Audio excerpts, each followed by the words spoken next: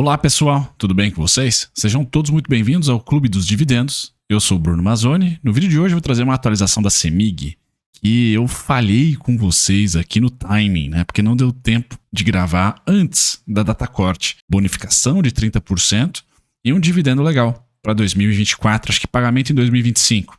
Vou passar pelo fato relevante desse combo de valorização e de retorno para o investidor pessoa física. Parabéns para você, acionista da CEMIG, tá? E de boa parte das estatais, né? Estão indo muito bem de um tempo para cá. Papo do vídeo de hoje, pessoal, eu comento um pouquinho sobre os resultados da CEMIG 2023, já alinho vocês para o resultado do primeiro trimestre de 2024, que vai ser em maio. Falo sobre o cenário de juros, que está apertado, está apertando em semana importante aqui de bons dados econômicos para variar. E a gente vai terminar com análise do lucro, análise do fluxo de caixa, análise do preço, análise técnica lá no final, já com o gráfico, tá, ajustado, pós-bonificação, pós-dividendos. Certo, pessoal? Então, como não temos ainda disclaimer, CPU aqui está na manutenção, disclaimer na minha voz. Eu sou Bruno Mazzoni, analista CNPI técnico. Seja muito bem-vindo aqui ao Clube dos Dividendos, onde a gente compartilha ao menos uma vez por dia uma atualização operacional, um fato relevante, tá, e uma tese de investimentos. Bom, na CEMIG, pessoal, tese de investimentos, acho que todos aqui conhecem, né? Uma gigantesca empresa do setor de utilidade pública, distribuição principalmente de energia elétrica, mas tem geração e transmissão. Tá? Recentemente tem feito aí alguns desinvestimentos, principalmente na distribuição de gás. Então tem que ficar de olho ali na Gasmig, tá? A sua monetização, né? Capitalização aí, de algumas das suas controladas também.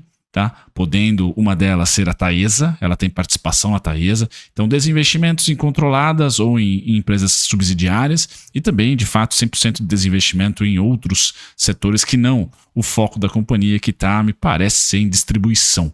Tá? Então, uma grande distribuidora, uma das maiores empresas de utilidade pública do Brasil, se não for da América Latina, também uma das maiores, tá? Bom, pessoal, acho que até nesse momento, em termos de ativo, ela tá ali tete a tete com a Eletrobras, tá? Bom, esse foi o fato relevante, foi um combo, pessoal, e eu não tive aqui capacidade de mostrar para vocês antes da DataX, tá? Antes da DataX, que justamente é hoje, dia 30 de abril, quando falo com vocês.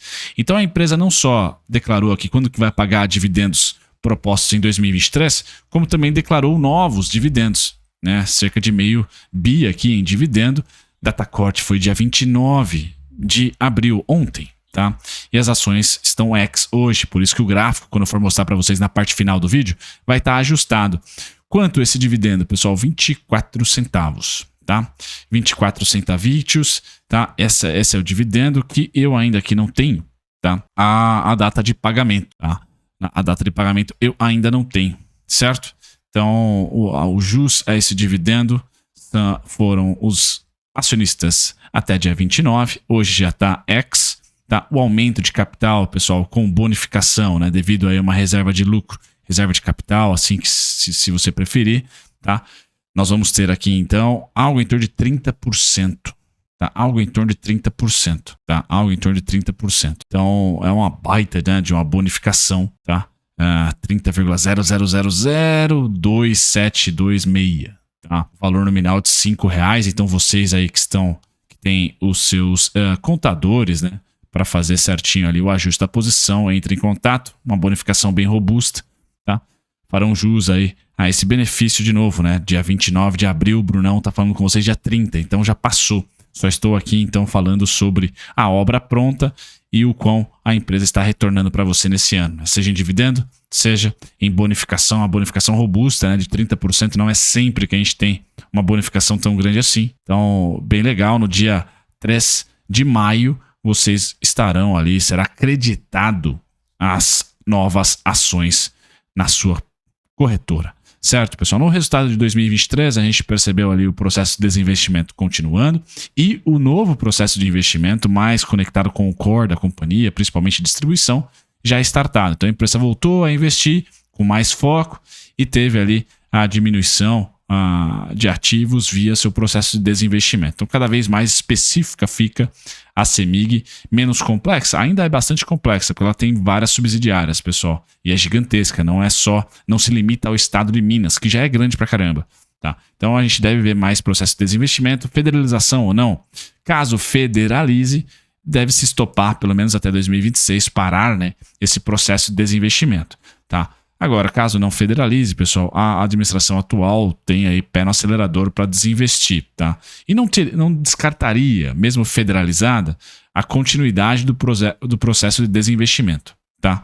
Não vejo ali isso como sendo impossível. No mais, EBITDA recorrente 16% de alta no ano, quase 17%, lucro líquido na casa dos seus 15%, lucro líquido recorrente, crescimento da companhia, então acima aí do IPCA, acima, né, do CDI, empresa crescendo, bem interessante a CEMIG, parabéns de novo, né, para quem é acionista da companhia nos últimos anos, tem performado muito bem na base do ganho de capital, mas também nos dividendos, tá? A gente vai olhar o histórico já. Curva de juros, cenário macro, pessoal, então o micro, o que depende da companhia, tá indo muito bem, principalmente na ótica do acionista. Tá, o problema da CEMIG de novo, né, que a gente não tem novo mercado, é CEMIG 4, CEMIG 3, é um pé, se vier para o novo mercado, é uma das tops da bolsa, é uma empresa gigantesca, extremamente necessária, então é uma boa companhia para você olhar para as ações, olhar também para as captações, emissões de dívida, debêntures, etc.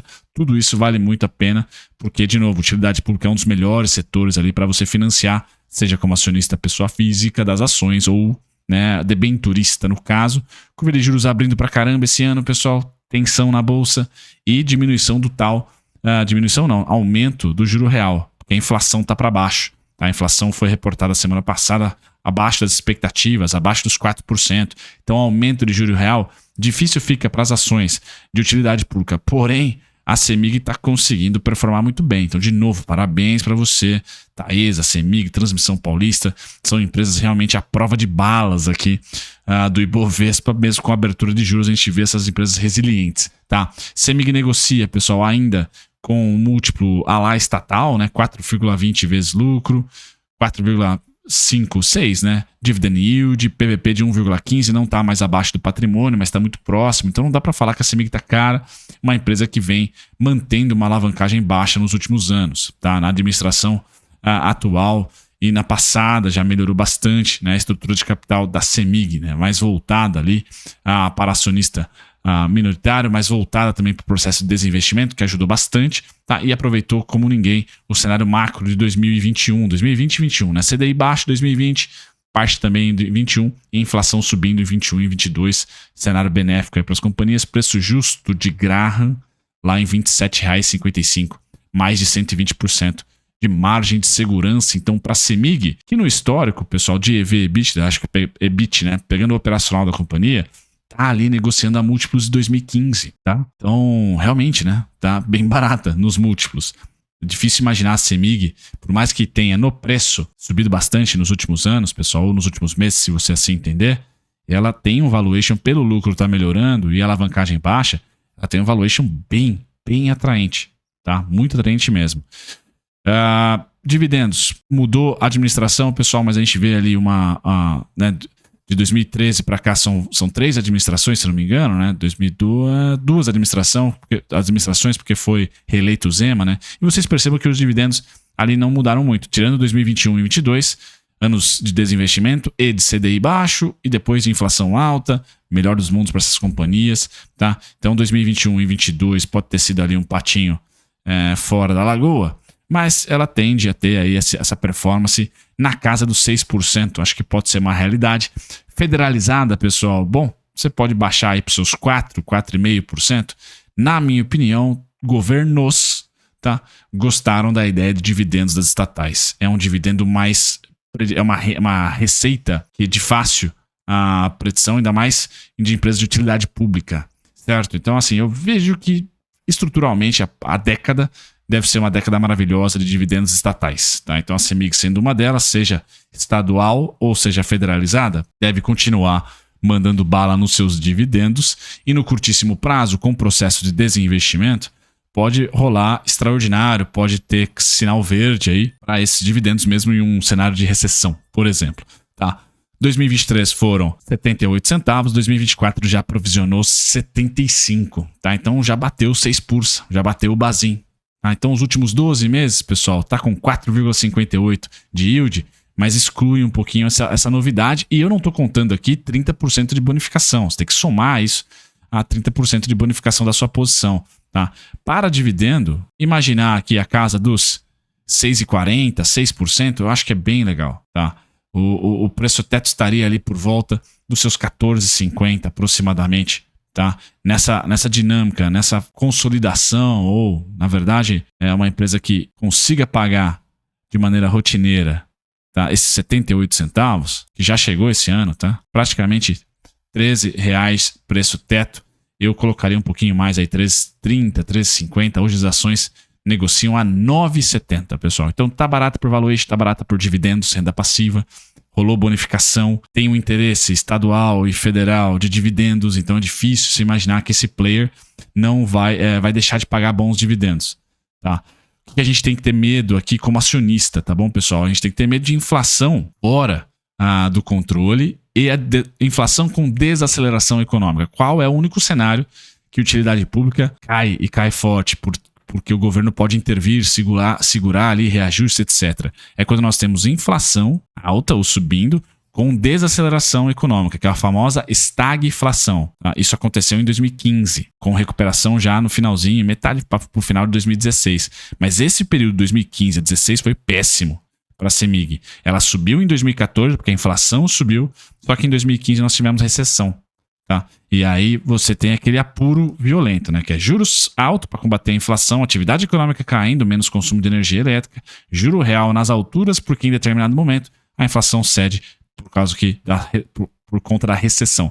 Então esse é o único cenário que a utilidade pública não vai bem. Mas olhando para o médio e longo prazo, se você tem a oportunidade de comprar e segurar ao longo da queda de um possível novo cenário de estagflação, maravilha, pessoal. 2016 foi o melhor momento que você pôde aproveitar aí a CEMIG. E veja que ela passou ali décadas subindo, ou lateralizando e subindo. A mesma coisa que está fazendo desde 2020. Tá? Então eu acho meu cenário base que não vamos ter recessão, não vamos ter estagflação tão cedo.